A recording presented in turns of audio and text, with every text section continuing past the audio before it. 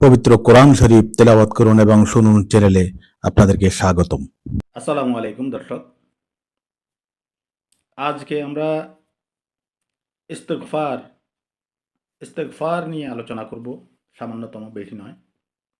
ইস্তেগফার শিখব, অর্থাৎ আস্তাগফিরুল্লাহ শিখব এবং আস্তাগফিরুল্লাহ ইস্তেগফারের কি কি উপকারিতা এই বিষয়ে আমরা জানব। তো প্রথমে আমরা শুরু করি। যারা আস্তাগফিরুল্লাহ ভালো মতো শুদ্ধমতো পড়তে চান, শিখতে চান, তারা সাথে সাথে পড়তে পারেন।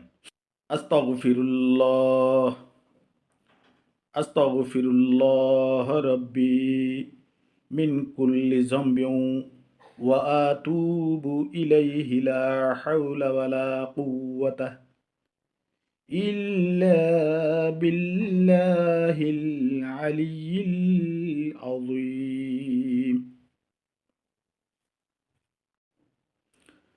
ইস্তিগফার পড়া ইস্তিগফার পড়া অনেক উপকারী। অর্থাৎ আমরা ইস্তেগফার পরে আমাদের শরীরকে, মনকে শয়তানের কুমন্ত্রণা থেকে দূরে রাখতে পারি। শয়তানের কুমন্ত্রণা থেকে দূরে রাখতে হয়, এটাই স্বাভাবিক। যেহেতু শয়তান আমাদের রন্ধ্রে রন্ধ্রে, শিরায় শিরায় চলাচল করতে পারে, আমাদেরকে কুমন্ত্রণায় ফেলতে পারে।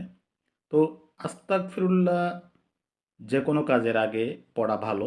বিশেষ করে নামাজে যখন আমরা দাঁড়াই, নামাজে দাঁড়ানোর আগে সর্বপ্রথম আস্তাগফিরুল্লাহ পড়া, ইস্তেগফার পড়া ভালো।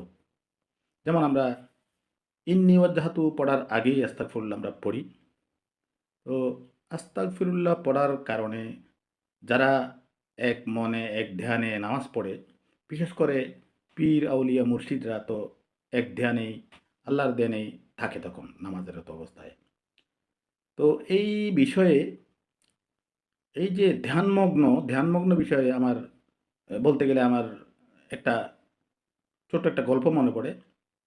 বিষয়টা হচ্ছে আমাদের ভগ্নিপতি, আমরা কখনো দুলাভাই বলি না, ওনাকে বড় ভাই বলতাম, বদ্দা বলতাম, আমাদের চট্টগ্রামের ভাষায় বদ্দা।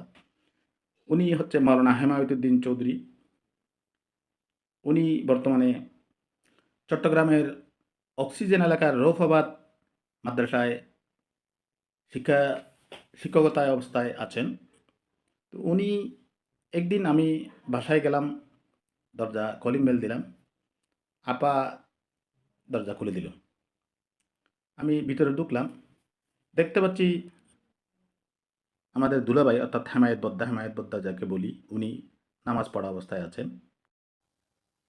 অর্থাৎ মাগরিবের নামাজ পড়া অবস্থায় আছেন উনি। ঘরে ঢোকার সাথে সাথে যে রুমটা পড়ে সামনে, সেই রুমটায়। তো আমি ভিতরে ঢুকলাম, আপা সোফায় বসলো, আমি বসলাম। বসে কথাবার্তা ভালো মন্দ জিজ্ঞাসা করতেছে। করতে করতে আমার হঠাৎ মনে পড়লো দুলাভাই নামাজ পড়তেছে। অর্থাৎ হেমায়েতুদ্দিন চৌধুরী, মাওলানা হেমায়েতুদ্দিন রহমতুল্লাহ আলাই, উনি নামাজ পড়া অবস্থায় আছে, সেটা আমার মনে পড়লো। তখন আমরা সেখান থেকে উঠে অন্য রুমে চলে গেলাম, কথাবার্তা বলতেছি। এক পর্যায়ে দুলাভাই নামাজ শেষ হলো। তা নামাজ শেষ হওয়ার পরে জিজ্ঞাসা করতেছে, কে আসছে, সিরাজুল আসছে নাকি, কেমন আছো, এই সেই।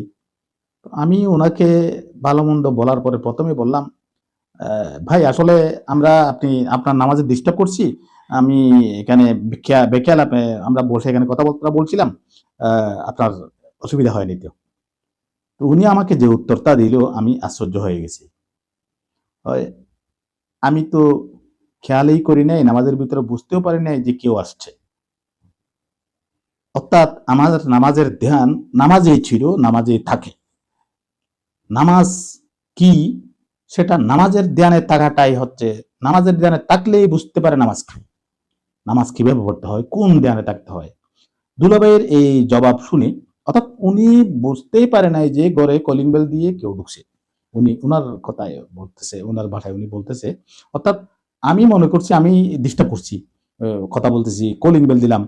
তো উনি বলতেছেন আমি কিছুই খেয়াল করতে পারি নাই, আমি নামাজের ধ্যানে ছিলাম, আমার কোনো অসুবিধা হয় না। অসুবিধা নেই, তোমরা কথা বলতে পারবে আমার নামাজের পাশে, আমি নামাজ পড়া অবস্থায় পাশে বসে কথা বললে আমার সমস্যা হবে না।